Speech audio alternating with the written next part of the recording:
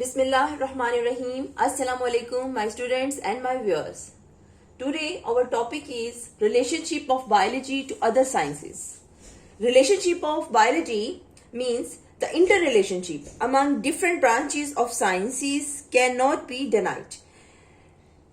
Relationship of sciences मानी biology का दूसरी साइंस की ब्रांचेस के साथ, जैसे कि chemistry, economics, mathematics, physics and geography है। ये तमाम साइंस की ब्रांचेस हैं, इनके साथ रिलेशनशिप। इनका रिलेशनशिप यानी आपस में मिलकर कोऑर्डिनेशन से कैसे काम करती हैं और कैसे एक दूसरे के लिए फायदेमंद साबित होती हैं।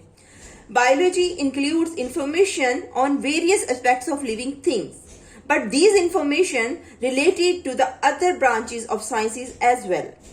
Each branch of science has relationship with all other branches. For example, when studying the process of movement in animals, the biologists have to refer to the law of motion in physics. So we can say that when we talk about the or we discuss about the muscles or the movement of the animals, then the thing which is come into our mind, जो हमारे जहन में आती है, वो क्या है? Relationship है बायोलॉजी के साथ फिजिक्स का। फिजिक्स का बायोलॉजी के साथ क्या रिलेशन है? क्योंकि तमाम जो मोशन की जो लॉज हैं वो हम फिजिक्स में पढ़ते हैं, इसलिए हमारे जहन में जो बात आती है वो फौरन जब हम मसल्स के हरकत की बात करते हैं तो वो बायोलॉजी के रिलेशनशिप बायोफिजिक्स की सूरत में हमारे जहन में आ जाता है। This form the basis of interdisciplinary sciences. ये जो इनका आपस में इकट्ठे मिलकर कलेक्शन से काम करना है, ये इंटरडिसिप्लिनरी साइंसेस कहलाता है। इंटरडिसिप्लिनरी साइंसेस, इसको जान लीजिए। इंटरडिसिप्लिनरी साइंसेस का मतलब ये है कि जब साइंस के कोई से दो सब्जेक्ट आपस में एक दूसरे के लिए काम करते हैं, एक दूसरे के ला एक दूसरे के ऊपर लगते हैं, लागू होते हैं, तो इसको हम कहते हैं इंटरडिसिप्लिनरी साइंसेस। सो नाउ अब हम आहिस्ता आहिस्ता सारी इनको डिटेल में करते हैं, जो मैंने यहां पर आपको में भी नजर आ रहा हो। Biochemistry, bioeconomics, biometry and biophysics and biogeography के बारे में। अब सबसे पहले है बायोफिजिक्स। जो पहली है हमारी biophysics. Okay students, biophysics it deals with the study of principle of physics which are applicable to biological phenomena. For example, there is a similarity between the working principles of liver in physics and limbs of animals in biology. क्या है कि liver, जो कि हम example लेते हैं physics में, अक्सर लिवर की ये एक रॉड है जिसको कि हम कहते हैं कि जो हमारा लोड को इजीली उठाने के काम आती है, इसको हम बोलते हैं लिवर। लिवर का काम भी मूवमेंट को लेके आना है, किसी चीज के अंदर हरकत को पैदा करना है। बिल्कुल इसी तरह हमारी जो लिम्स हैं, हमारे जो टांगे हैं या हमारे जो बाजू हैं, उनका काम भी मूवमेंट से है। सो दोनों का जो काम करने का स्टाइल है वो सेम है। जैसे फिजिक्स के लॉज जो हैं वो एप्लीकेबल होते हैं लिवर के ऊपर, लॉज ऑफ मोशन, बिल्कुल उसी तरह हमारी लिम्स के ऊपर भी ये लॉज ऑफ मोशन जो हैं वो एप्लीकेबल हैं, उन पर लागू होते हैं, और उसी की वजह से जो है हमारे मसल्स जो है उनमें मूवमेंट होती है। तो इसका मतलब है कि फिजिक्स के अंदर बायोफिजिक्स जब हम पढ़ते हैं तो इसकी एग्जांपल सबसे बायोफिजिक्स की सुटेबल क्या है? Muscles and bones. कौन सी दो चीजें हैं जो इसकी एग्जांपल्स में आती हैं? वो है muscles and bones. Okay student, this is the biophysics. Now next one is the biochemistry. Biochemistry, it deals with the study of the chemically chemistry of different compounds and photosynthesis and processes occurring in the living organism and different process जो कि living organisms के अंदर हो रहे होते हैं, जो कि केमिकली अकर हो रहे होते हैं, उनको जो है ये डिस्कस करती है ब्रांच जी। For example, it's the study of basic metabolism of photosynthesis and respiration involves. Okay, इसके अंदर क्या इन्वॉल्व होती है? बेसिक फिनोमिना जो इसके अंदर इन्वॉल्व होता है बायोकेमिस्ट्री के अंदर, वो है फोटोसिंथेसिस और रेस्पिरेशन। क्यों कि केमिस्ट्री के अंदर हम इसको जब पढ़ते हैं केमिकली इक्वेशन के जरिए, तो अक्सर मैंने बताया भी है ये कि जो फोटोसिंथेसिस है वो पौधों में एक अमल है जो कि खुराक बनाने का एक प्रोसेस है, जिसकी वजह से पौधे जो है अपनी खुराक तैयार करते हैं। और इस अमल की वजह से इस प्रोसेस में पौधे जो है कार्बन डाइऑक्साइड को इस्तेमाल करते हुए ऑक्सीजन को रिलीज करते हैं। उसी तरह जो ऑक्सीजन रिलीज की जाती है वो दूसरे जानवर और खुद पौधे भी रेस्पायरेशन के दौरान उस ऑक्सीजन को इस्तेमाल कर लेते हैं।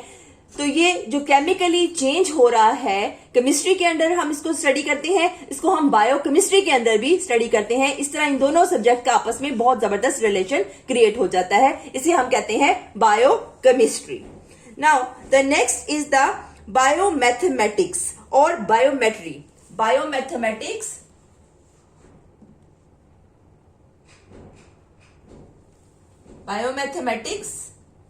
and biometry. Okay students, biometry, it deals with the study of biological process using mathematical technology or the mathematical techniques and tools which are used. This is called biometry. Okay, for example, to analyze the data gathered after experimental work, biologists have to apply the rules of mathematics.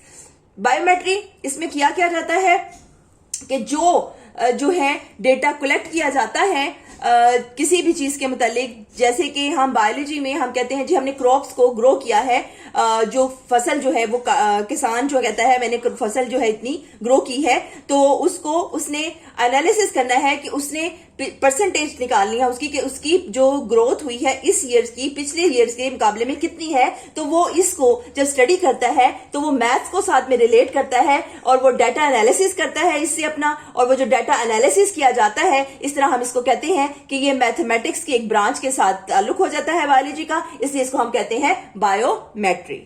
Okay student, this is the biometry and the next one is biogeography.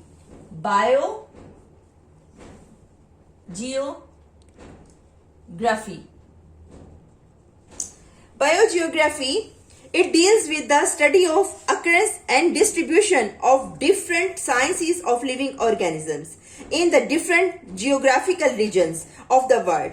It applies the knowledge of the characteristics of particular geographical regions to determine the characteristics of living organisms found there.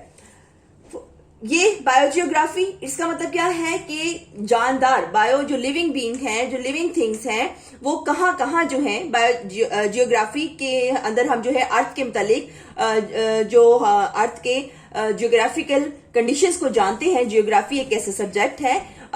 इसी तरह biogeography जो है जो living beings हैं उनका geography के साथ यानी अर्थ के साथ क्या रिलेशनशिप है, कहां पर किस किस्म के जानवर किस जगह पे पाए जाते हैं, जैसे कि ठंडे इलाके में कौन से जानवर पाए जाते हैं, गर्म इलाकों में कौन से जानवर पाए जाते हैं और उनकी क्या कैरेक्टरिस्टिक्स होने चाहिए उस माहौल के लिहाज से। तो हम इसे कहेंगे कि डिस्ट्रीब्यूशन ऑफ ऑर्गेनिज्म जो है इसकी एग्जाम्पल में आती है बायोजियोग्राफी की।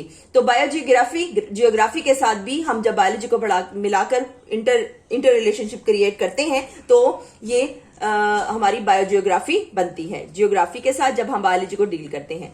सो ये है जी बायोजियोग्राफी। आई थिंक आपको समझ आया होगा। और ये इसका बहुत ज्यादा एग्जाम्पल हम अगर लेते हैं तो हम ये भी लेते हैं कि जैसे जो ठंडे एरियाज में जो जानवर पाए जाते हैं वो गर्म में नहीं पाए जा सकते, और जो गर्म एरियाज में जानदार पाए जाते हैं वो ठंडे इलाकों में नहीं पाए जा सकते। इस तरह जो स्टडीज इस सब्जेक्ट के अंदर की जाती है उसे बायोजियोग्राफी बोलते हैं। Next is the बायोइकोनॉमिक्स।